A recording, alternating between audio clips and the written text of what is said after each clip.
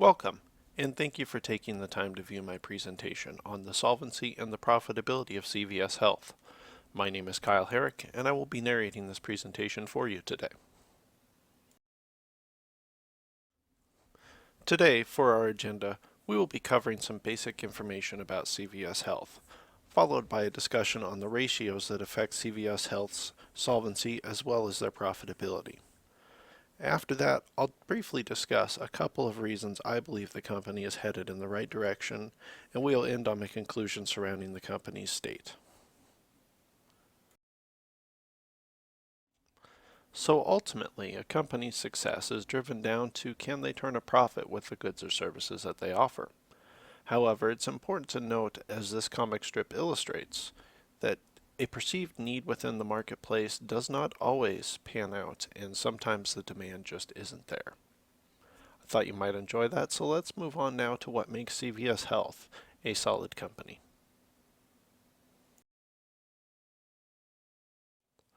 So on to the presentation. CVS was founded in 1963 by the brothers Stanley and Sidney Goldstein with their partner Ralph Hoagland, and since then it has grown to over 7,600 stores as measured in 2014. The name CVS itself stands for Consumer Value Stores. The company went public on the New York Stock Exchange in 1996 and has been assigned a standard industrial code of 5912, which puts it into the category of drugstores and proprietary stores. Some of CVS Health's main competition that also fall into this category are Walgreens, which was founded in 1901, and Rite Aid, which was founded in 1962.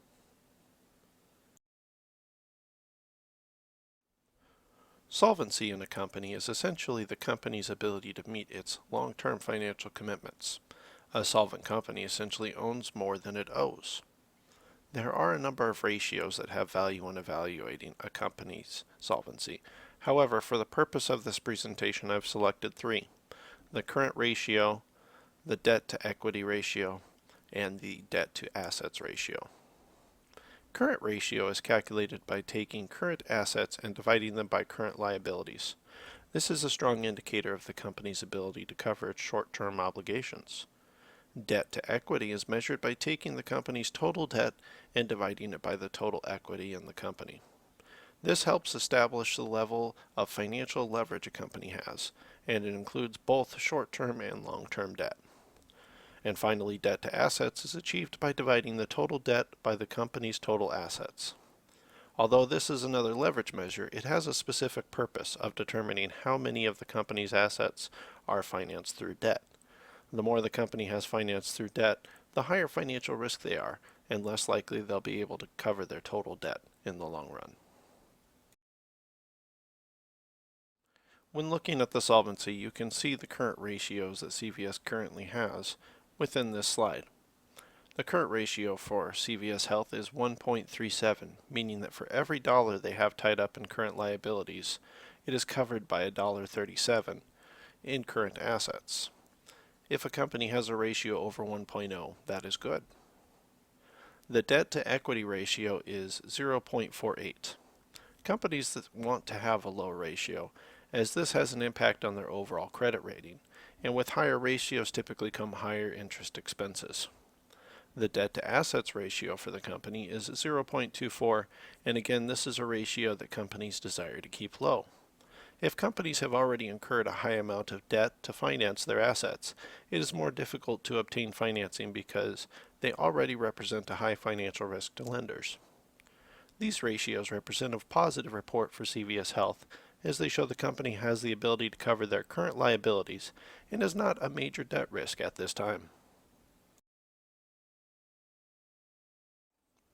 Profitability, in a nutshell, is a company's ability to generate higher amounts of revenue than costs. But far more goes into grading a company than just that. So for profitability, I've selected 5 ratios to demonstrate CVS Health's profitability as a company. Those ratios are gross margin, net profit margin, return on assets, return on investment, and return on equity. Gross margin is calculated by taking total sales revenue minus the cost of goods sold, and then divided by the total sales revenue again. Representing this ratio as a percentage, it shows the amount the company retains from its sales. The higher the percentage, the more money the company retains. Net profit margin is determined by taking the net income divided by revenue. This figure helps CVS understand how much control they have over its costs, especially when compared to its competitors. Return on assets is found by taking the net income divided by total assets. The value of this figure is to show how efficiently the company is managing its assets in an effort to drive earnings from them. Return on investment is found by taking the profit divided by the total investment. There are a number of ways to tweak this calculation, but the purpose of it is to show how well the company is able to reward its investors. Lastly, the return on equity is calculated through dividing net income by the shareholder equity. This ratio is used to show specifically how much money the company is able to generate as a result of the money invested by shareholders. This is different from the return on investment, as the ROI uses all investments to determine its calculation, and the ROE focuses only on the money shareholders have invested. Utilizing the database Factiva.com, I was able to find the 5-year average for the ratios related to profitability. Gross margin is sitting at 19.66%, which is a strong number for CVS Health. Net profit margin is at 3.39%, which is slightly higher than the industry average. Return on assets is right at 6%, which is slightly lower than the industry average. Looking at return on investment, it's at 8.14%, which is a good number for the industry, but overall it's not great for companies as a whole within the investment world. And finally, return on equity is at 10.61%, which again is a good number, but not great overall. Briefly on this slide, I wanted to show a bar graph used to compare CVS Health with its top competitors, as well as the industry as a whole. Overall, CVS Health is a strong company, and given its relative youth when compared to its largest competitor, Walgreens, it's doing very well. Overall, CVS has reached the status of a top 3 in the pharmacy retail world in less than half the time that Walgreens did. Based upon its overall growth over the years, I expect it to overtake Walgreens in a matter of just a few years. I think it should be noted that CVS Health is in a strong position to continue its growth as a company by staying at the forefront of healthcare in relation to retail pharmacy. It has established other branches such as its Minute Clinic brand, which has clinics inside many of its retail pharmacy locations, as well as standalone clinics to help provide basic diagnostic and treatment services to consumers. They've also identified changes in the market, specifically recognizing additional services they can provide to the aging baby boomer population.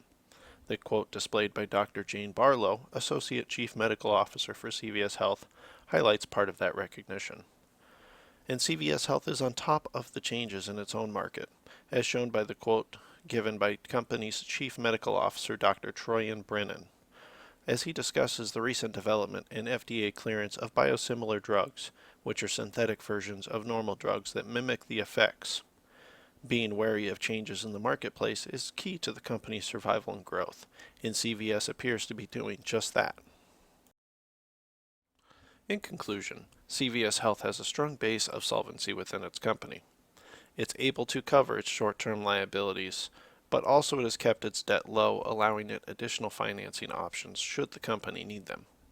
The profitability for the company, although not necessarily great in the grand scheme of the investment world, is still strong and offers a sound investment in comparison to its competitors in the industry.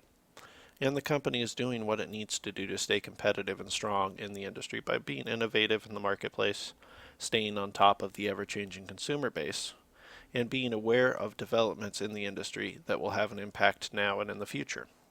Overall, I feel CVS is a strong company with a bright future. Thank you for taking the time to view my presentation today. The following slide contains the references used for the presentation should you choose to review them. Best regards, and have a great day.